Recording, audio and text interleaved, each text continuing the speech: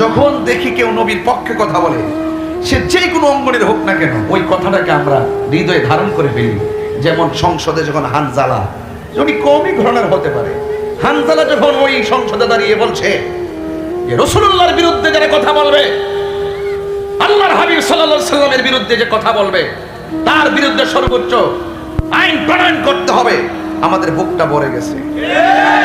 সে যখন বলছে যারা রাসূলুল্লাহকে শেষ নবী মানবে না, তাদেরকে অমুসলিম ঘোষণা করতে হবে, আমাদের কলিজাটা ভরে গেছে। কথা বলেন ঠিক কিনা? এগুলো আমাদের সুন্নিদের কথা, হাজার জনম ধরে সেটা লালন করেছি। আমরা তো সেটাই চেয়েছি, রাসূলুল্লাহর বিরুদ্ধে যেই কথা বলুক না কেন,